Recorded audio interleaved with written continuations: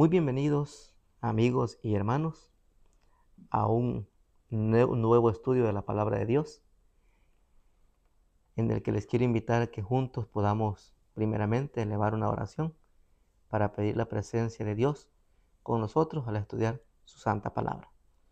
Padre nuestro que estás en el cielo, santificado y glorificado sea tu nombre. Gracias te damos, Padre, por la vida. Gracias por este momento de estudio de tu santa palabra. Pedimos el perdón de nuestros pecados y suplicamos que el Espíritu Santo esté en medio nuestro, para que Él nos enseñe cuál es el mensaje que tú nos quieres dar en esta hora. En el nombre de Jesús lo rogamos todo. Amén. Muy bien, mis amados, es un placer saludarles y poder invitarles a que juntos estudiemos la palabra de Dios. En esta hora vamos a estudiar un tema en el que cada uno de nosotros necesitamos poner nuestra atención. Y es porque nosotros, cuando fuimos creados, Dios nos creó para que no muriésemos, sino para vivir y vivir una vida plena. Sin embargo, el pecado entró y con el pecado también la muerte.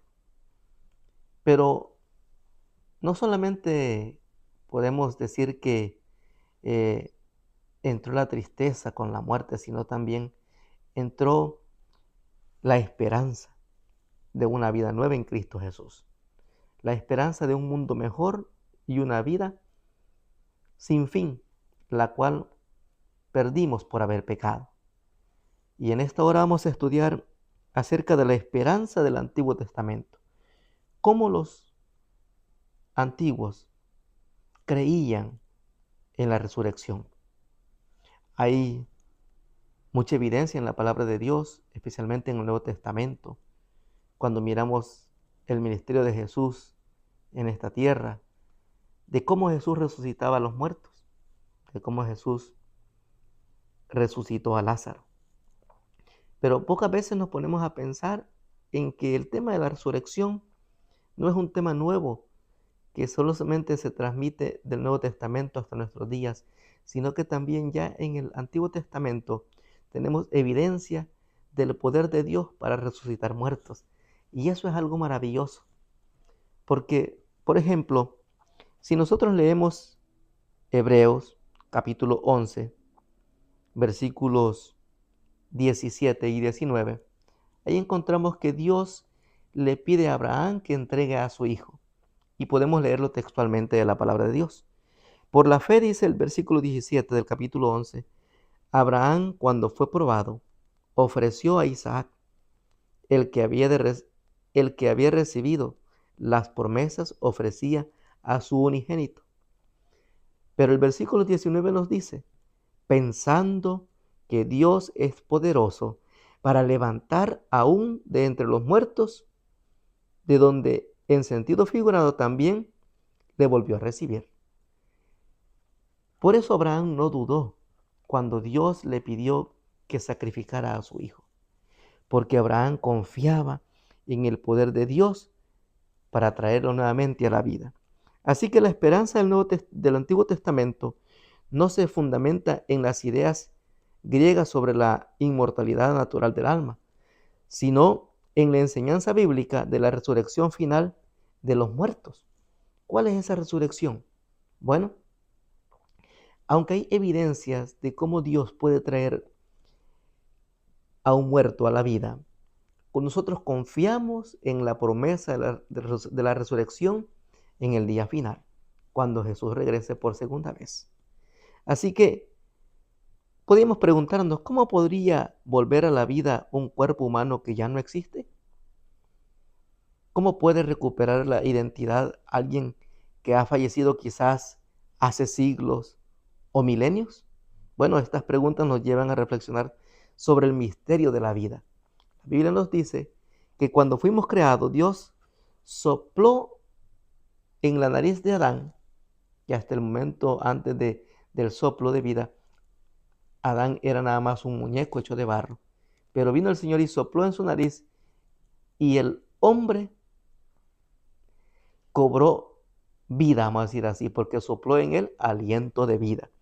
Y como dijimos, nosotros no sabemos cómo Dios lo hizo, pero confiamos que así como él le dio vida a ese muñeco de barro cuando Él lo formó, y también tenemos testimonio de la palabra de Dios, de cómo Él ha traído a personas que han muerto a la vida.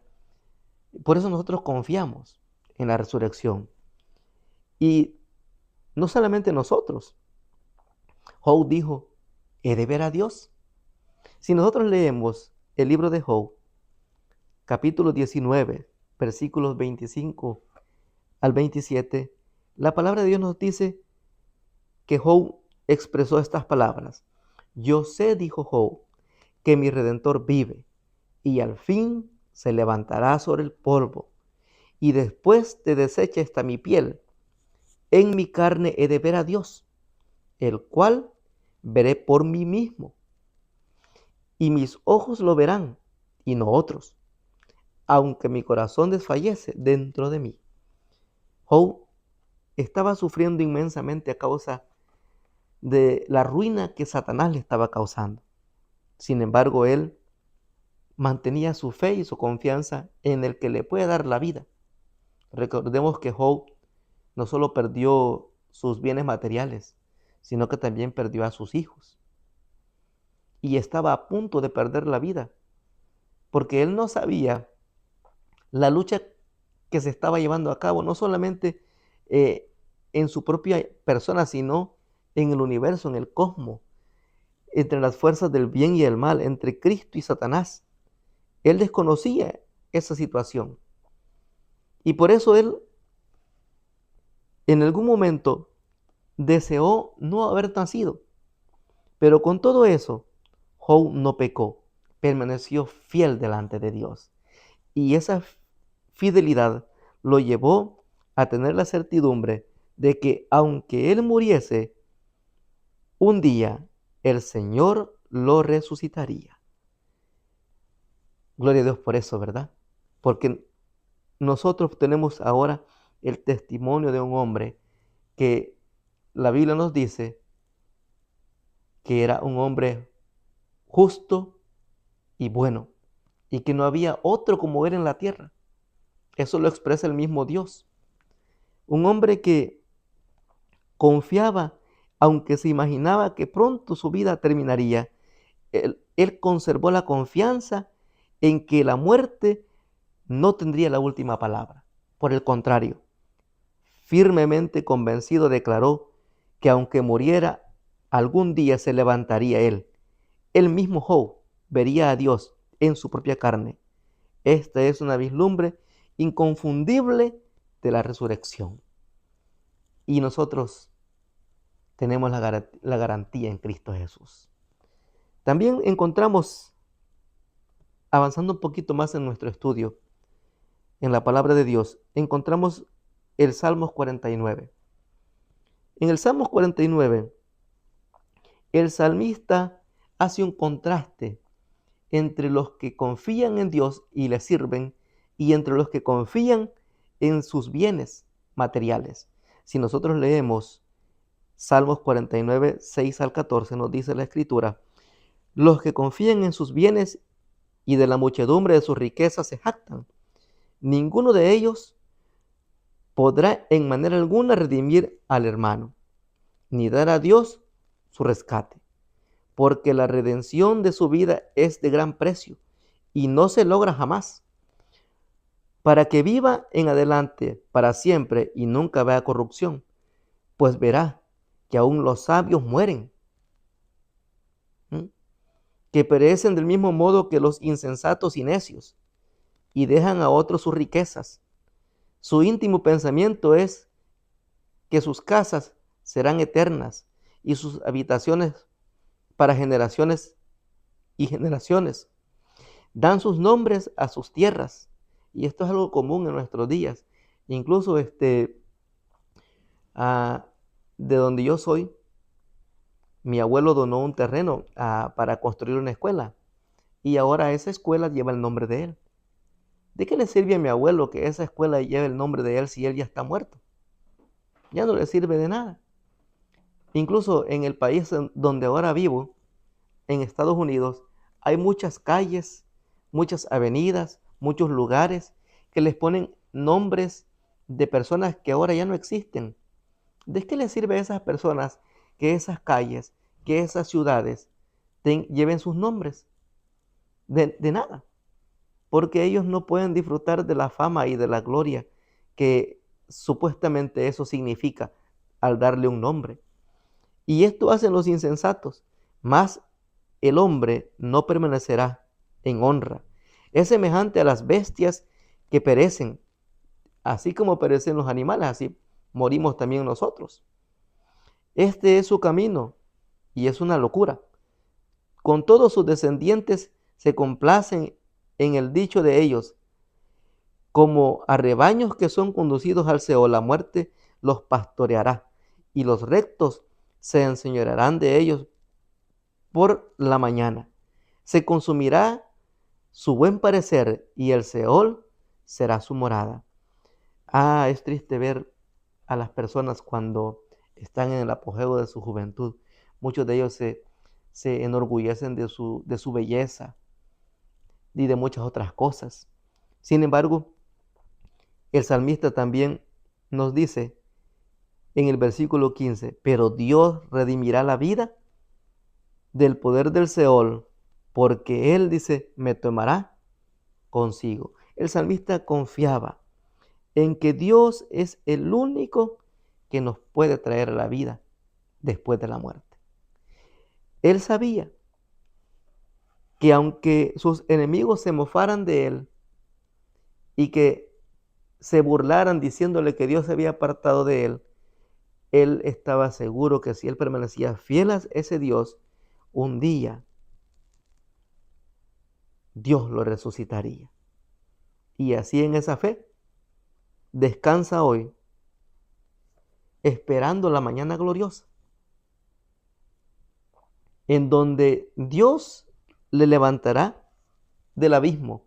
Eso lo encontramos nosotros en el capítulo 71, donde el salmista también dice, tú me has hecho ver muchas angustias y males, pero volverás a darme vida y de nuevo me levantarás de los abismos de la tierra. Esa es la confianza del salmista. Y nosotros tenemos muchos testimonios en la palabra de Dios del poder que Él tiene para resucitar los muertos. Nosotros, al estudiar la Biblia, encontramos en el libro de Reyes, capítulo 17, cómo Elías, por el poder de Dios, le devolvió la vida a un niño que había fallecido. Ese niño que nosotros conocemos que era el hijo de la viuda de Sarepta, en donde Elías se hospedaba muchas veces en ese tiempo de hambruna que hubo en la tierra de Israel. Otro que también ejerció el milagro de la resurrección fue Eliseo, que también le devolvió la vida al hijo de la tsunamita, una mujer que también le había dado hospedaje y le había dado hospitalidad cuando había escasez de alimento.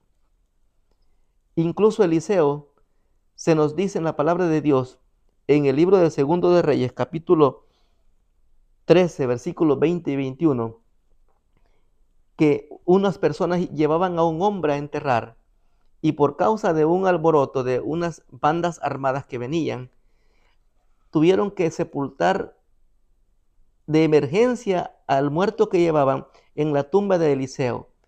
Y si usted lee el versículo 21 de Segundo de Reyes, se da cuenta que la escritura dice que en tanto el cuerpo muerto tocó los huesos de Eliseo, dice que tan pronto como el muerto tocó los huesos, volvió a vivir.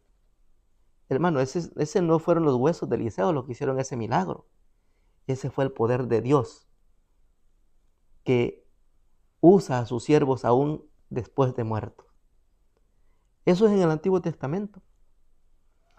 En el Nuevo Testamento, ¿qué se puede decir de todos los milagros que Jesús hizo? De cómo le devolvió la vida a Lázaro y de cómo también Marta estaba segura de la resurrección en el día postrero. También de aquel hijo de la viuda de Naín, cómo Jesús se lo devolvió.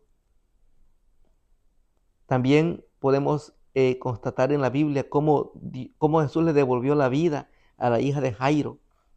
Y todas esas evidencias nos llevan a nosotros a confiar más y más en el poder de Dios para traernos a la vida. Así que, aunque nosotros muramos, como dijo Job, aunque nuestra carne se deshaga, aunque volvamos, como dice la Escritura, el polvo vuelva al polvo de donde fue tomado, Dios tiene el poder para volvernos a traer a la vida. Y el libro de Isaías nos dice que los muertos volverán a vivir, que Dios se encargará de despertar a los que descansan en el polvo de la tierra. Y por eso no es de extrañarse lo que leímos en nuestra lectura bíblica inicial, de por qué Abraham tuvo tanta confianza en entregar a su hijo Isaac y estar listo para sacrificarlo. Y es porque él confiaba en ese Dios todopoderoso que nos puede devolver la vida. Y de hecho, todos volveremos a la vida. Solo que, según la Biblia, unos volverán a la vida para gozar de una vida eterna y otros volverán a la vida para recibir el castigo eterno. Así que es ahí en donde nosotros nos encontramos en un camino de dos vías. ¿Dónde queremos estar? Queremos estar en donde los que han de ser despertados del polvo de la tierra podrán decir: he aquí es nuestro Dios, le hemos esperado y nos salvará. ¿O queremos estar en el grupo de aquellos que dicen a las rocas y a las peñas: caed sobre nosotros y escóndanos de la vista de aquel que está sentado? Aquellos que han de ser consumidos por el fuego. Amigo hermano, no traigo esta meditación para ponerte en miedo o cosa por el estilo. Al contrario, la idea de estudiar este tema es para que nuestra confianza cada día más se aferre a la voluntad de Dios. Para que nosotros podamos, también como los antiguos, depositar nuestra vida en Cristo, en donde encontramos la vida eterna. Jesús dijo: yo soy el camino, la verdad y la vida. Nadie viene al Padre si no es por mí. Y nosotros podemos ver cómo en el Nuevo Testamento se habla acerca de la resurrección de los muertos. Y como vimos ya, la idea de la resurrección también aparece en el Antiguo Testamento. Esta gente en tiempos del Antiguo Testamento ya tenía la misma esperanza de la resurrección final que nosotros tenemos ahora. Por eso cuando Jesús fue para despertar a Lázaro, Marta, que vivió en la época de Jesús, ya tenía esa esperanza. Sin duda, en ese entonces los judíos tenían cierto conocimiento de la resurrección de los últimos días, y por eso Marta le dice a Jesús: yo sé, Señor, le dice, que Él resucitará en el día final. Lo que no se percataba Marta era que el dador de la vida estaba ahí, y que Jesús iba para poder demostrar el poder de Dios a ella y poder traer a Lázaro nuevamente a la vida, para la honra y gloria de Dios. Daniel también nos habla acerca de la resurrección. Y por eso, ¿qué esperanza de resurrección encontramos aquí en los escritos de este gran profeta? Bueno, si nosotros leemos en el capítulo 12, nos dice la Sagrada Escritura que en aquel tiempo se levantará Miguel, el gran príncipe que está de parte de los hijos de tu pueblo, y será tiempo de angustia, cual nunca fue desde que hubo gente hasta entonces. Pero en aquel tiempo será libertado tu pueblo, todos los que se hallen escritos en el libro de la vida. Ah, mi hermano, todos los que serán despertados para la vida eterna estarán escritos ¿en dónde dice la Escritura? En el libro de la vida. Y muchos, dice el versículo 2, de los que duermen en el polvo de la tierra serán despertados. Unos para vida eterna y otros para vergüenza y confusión perpetua.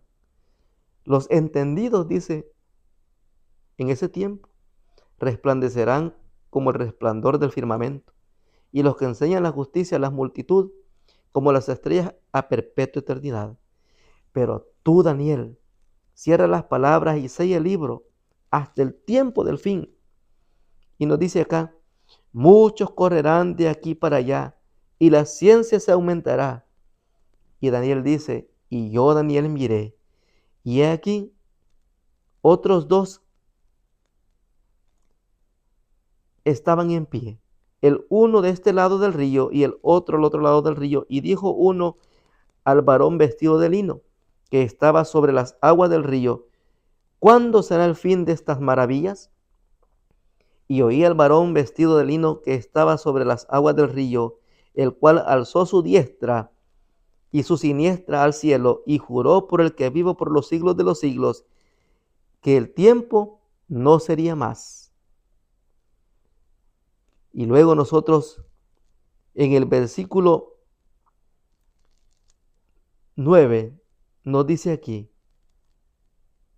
que él respondió, anda, Daniel, pues estas palabras están cerradas y selladas hasta el tiempo del fin. Luego el versículo 10 nos dice, y muchos serán limpios y emblanquecidos y purificados. Los impíos procederán impíamente, y ninguno de los impíos entenderá, pero los entendidos comprenderán. El versículo 11 dice, y desde el tiempo que sea quitado el continuo sacrificio hasta la abominación asoladora, habrá 1290 días. Bienaventurado el que espere y llega a 1335 días, y tú irás hasta el fin, y reposarás, y te levantarás para recibir tu heredad al fin de los días. Daniel también recibió la garantía, después de haber visto todo este panorama en visión, de que se le iba a levantar en la resurrección. Pero sobre todas las cosas, es interesante notar cómo el versículo 2 nos da la seguridad de que los que duermen en el polvo de la tierra serán resucitados para vida eterna. ¿Dónde tú quieres estar? Si nosotros leemos detenidamente Daniel 12:1, él se refiere como a Miguel el gran príncipe. ¿Quién es Miguel? Miguel es Cristo Jesús, es un nombre que se le da a Jesús, el cual recibe el poder y el reino. Y todos los que creen en Miguel, que creen en Jesús, tienen vida eterna. Así que mi amado, mi amigo, mi hermano, que el Señor nos ayude para que nuestra vida pueda estar escondida en Cristo, para que podamos compartir la misma esperanza que compartían estos hombres de Dios en el Antiguo Testamento. Que aunque murieron sin haber recibido lo prometido, ellos descansan esperando ese sonido de la trompeta, en donde los muertos en Cristo resucitarán primero. Si tú has perdido algún ser querido y tú sabes que este ser amado vivió entregando su vida a Cristo, no tienes de qué preocuparte, no tienes de por qué estar triste, porque cuando Cristo venga, el Señor lo va a levantar para la vida eterna. Nosotros que vivimos, tenemos que permanecer firmes y fieles a Cristo Jesús, para que si morimos podamos tener la dicha de encontrarnos con nuestros seres amados. Yo el año pasado perdí a mi padre, pero hasta el último momento yo confío y sé que mi padre confió en la promesa de la resurrección, y sé que Él se va a levantar en la resurrección de los justos para vida eterna.